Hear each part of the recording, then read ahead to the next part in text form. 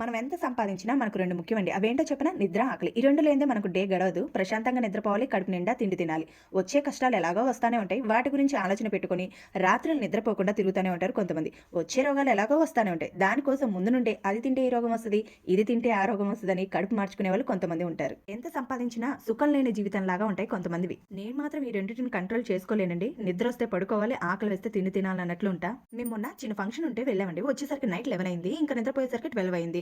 ఇంక నిన్న బుధవారం కాబట్టి 4:00కే నిద్ర లేచాను. ఆఫ్టర్‌నూన్ పడుకుందాం అనుకున్నా కుదరలేదు. అదేంటో నిన్న అన్నం తిందామన్నా కూడా కుదరలేదు. ఆ టైంకి మా ఫ్రెండొచ్చింది. తనతో మాట్లాడేసరికి పిల్లలొచ్చేసారు. అన్నం తినటం కుదరలేదన్నాను కదా! పొద్దున చేసిన కూర కూడా అంతంత మాత్రానే ఉంది. ఇంక మా వారికి కాల్ చేశాను వడలు తీసుకురమ్మని. వడ పులుసు చేద్దాం అనుకున్నా. ఆయనొచ్చేసరికి కొంచెం లేట్ అయిద్దన్నారు.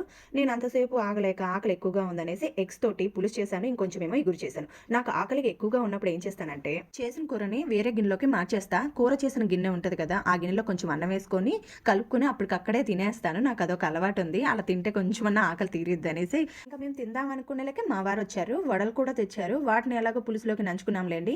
ఇంకా కూరగాయలు, బెల్లం జిలేబి తీసుకొచ్చారండి. అవి మా పిల్లలకి చాలా ఇష్టం. అసలు నేను మీతో చెప్పాలనుకుంది ఈ సుత్తంతా కాదండి. నైట్ డ్యూటీస్ చేసే వాళ్ళందరూ చాలా గ్రేట్ అండి. పోలీస్ అయినా, డాక్టర్స్ అయినా, సాఫ్ట్‌వేర్స్ అయినా వాళ్ళందరికీ హ్యాట్స్ ఆఫ్ అండి. నాకు నిన్నొక్క రోజు నిద్ర సరిపోకపోతేనే నా మైండ్ అంతా బ్లాక్ అయినట్లుంది. అసలు ఏం చేస్తున్నానో నాకు అర్థం కాలేదు. మధ్య ఇద్దరు సిస్టర్స్ పరిచయమయ్యారు. వాళ్ళు చేసే వర్కింగ్ టైమింగ్స్ యూఎస్ టైమింగ్స్. అయితే ఒకరిదేమో మార్నింగ్ 3:00 వెళ్తే ఆఫ్టర్‌నూన్ 2:00 వస్తారు. ఇంకొకళ్ళు నైట్ 7:00 వెళ్తే ఎర్లీ మార్నింగ్ 5:00 వస్తారండి. ఒక పక్క ఆఫీసు, ఒక పక్క పిల్లల్ని చూసుకుంటూ ఉంటారు. వాళ్ళని చూస్తుంటే నాకు అనిపిస్తుందండి ఇన్ని రోజులు ఎందుకు ఖాళీగా ఉన్నానా అనిపిస్తుంది. ఎవరికైనా ఏదో ఒక టాలెంట్ అంటూ ఉంటదండి. అది మనకు మనమే గుర్తించుకోవాలి. దాన్ని డెవలప్ చేసి ఎలాగైనా విన్ అవ్వాలి.